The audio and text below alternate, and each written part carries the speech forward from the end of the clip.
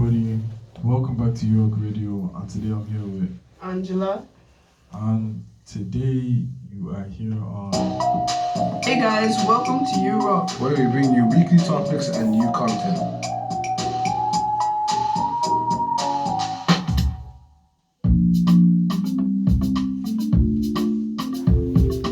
This is Europe Radio, bringing you global entertainment. Have fun. Hey guys, welcome back to our channel.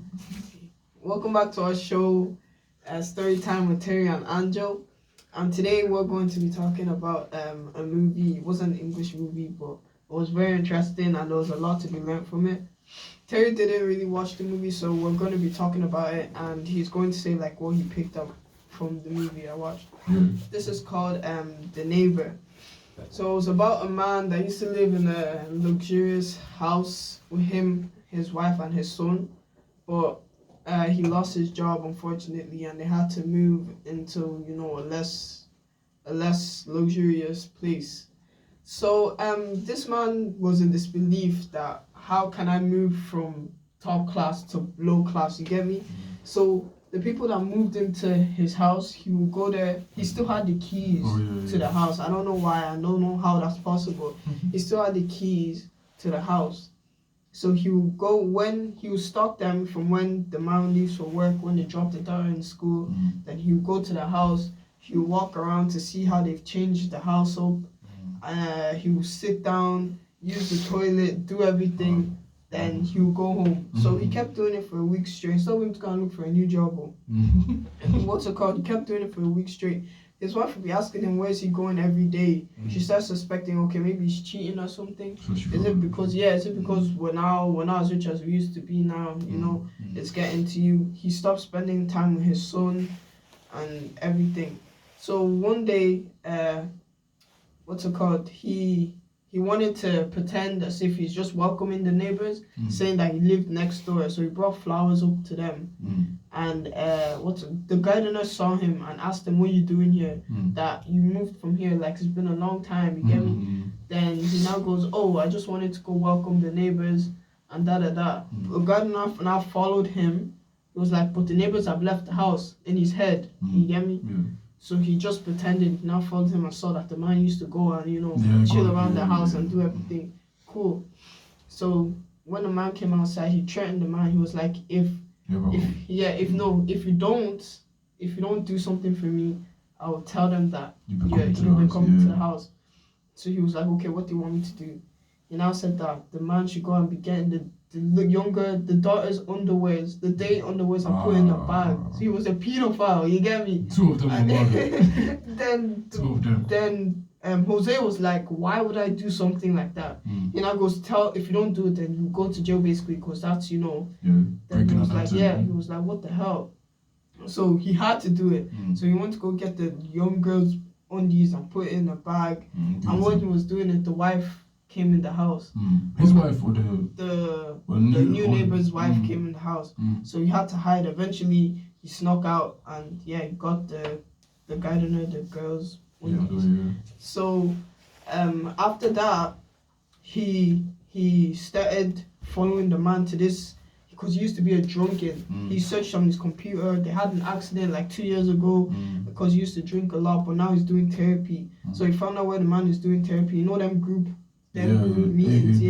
He followed him to it, pretending like he was a junkie as well, and everything. So the man, he was listening when the man was saying his story of how he almost killed his wife and his daughter because he was a drunkard.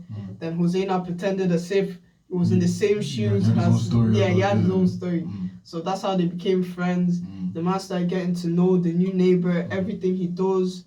They became close, started going out for coffee, talking. The man just kept telling him information. Then when they asked Jose would lie that he doesn't have any family. He has no money, no nothing. So one day, Jose said, okay, this is my opportunity. Guy crashed his car. He crashed his car. His own car, Jose crashed his car.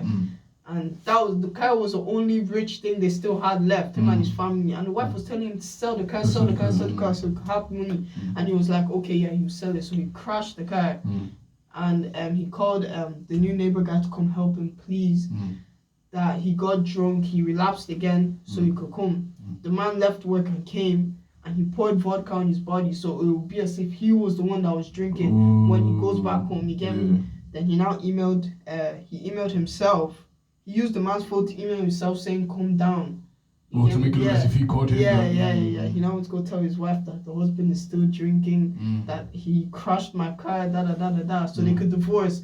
Because his life is going to hell. He wants to make their life go to hell, you get me? So when he came back, the wife was like, "So where's the money for the car?" He told her that, "Stop bothering me. I said I'll sell the car." Yeah. And she was like, "Okay, what the hell?" Then the man started getting to know the other man's wife after lying about it. Yeah, he started getting to know the other man's wife.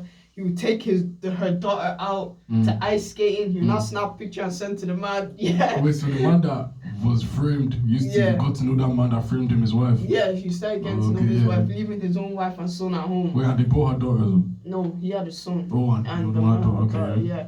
So back to the gardener thing. After the gardener came to train him again that he should put camera on the little girl's room. When she's changing, so Jose knew that wasn't right. Yeah. That you're sick, you're clearly sick. He now goes, "I know I'm sick. Just do it or you go to jail." You get me? Then so Jose put some type of chemical in his gardener machine. When he turned it on, the thing exploded. So he just used that opportunity to kill that gardener.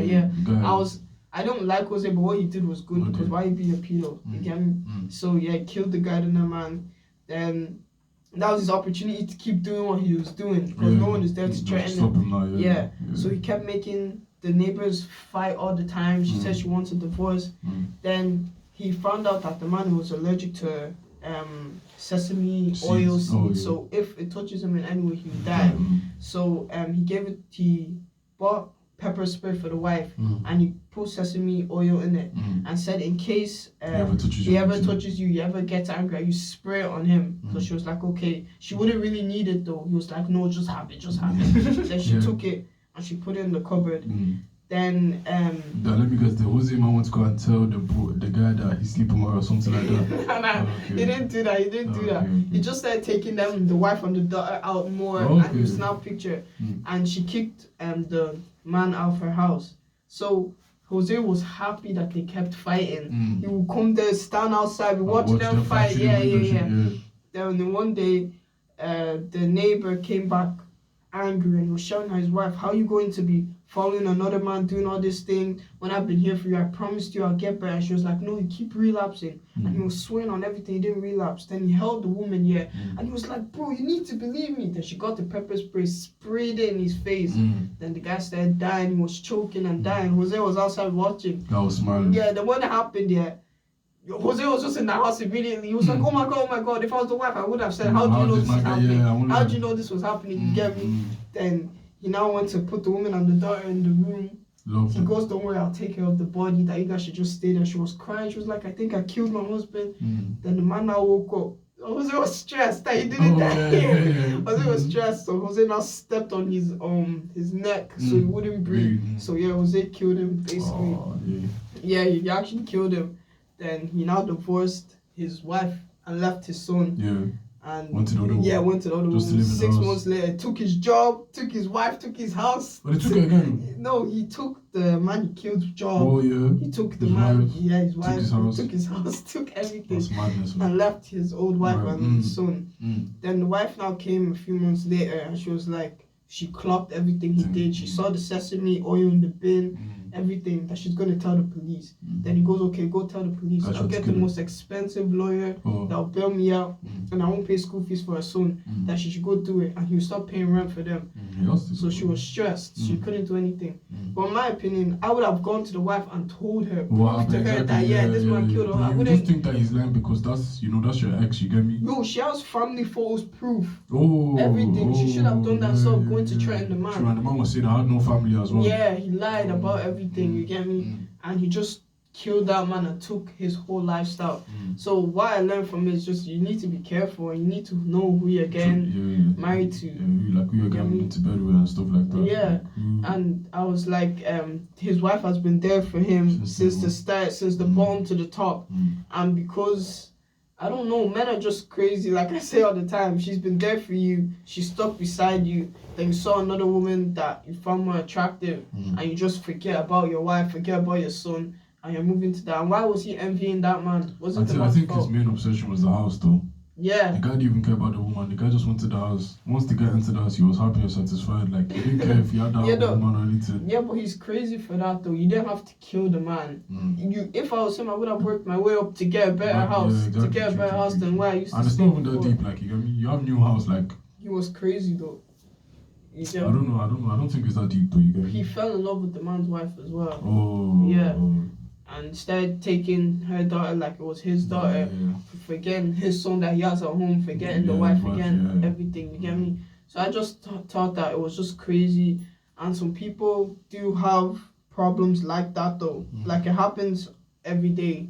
Some people are in like disbelief when things happen to them and they don't know how to let it go. Yeah, so they just do the maddest things. So they just do the maddest things and everything. And what I learned is that you shouldn't put your eggs on one basket. You see that woman, if she didn't rely on her husband, if she worked for herself, she wouldn't care if he moved on. I would have been like, okay, you do you. You get me? But she put all on her husband, and it really hurt her when she saw what her husband did. Exactly. Yeah. I just learned that you should just be careful who you trust, because in this whole movie there was a lot of trust. Yeah, that man trusted him as well, thinking they were friends. Yeah. The wife trusted him. Obviously his son trusted him too, and obviously the woman in a way broke the husband's trust. The man that died because why are you marrying your friend's best friend? You understand? Yeah. Like there was a lot of Yeah. trust that was broken. You understand? Like, so I just think just be careful who you trust. Exactly. Yeah. So. And people should learn how to ask more questions. Yeah. Always find out the background and try to get information. Yeah, try to get. And when you notice that you're always telling someone something about yourself, and when you ask them, But sometimes in a way, actually when you get to an age, there's always things to say.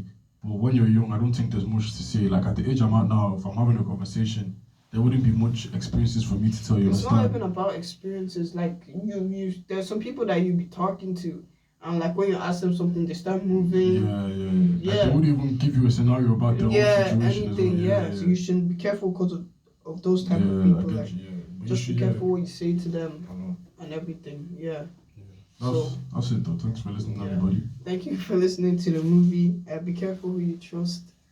And have a nice day. Make sure you comment, subscribe on our YouTube channel, URock TV, and follow us on URock Media 1 on Facebook and Instagram. And have a nice weekend and stay blessed.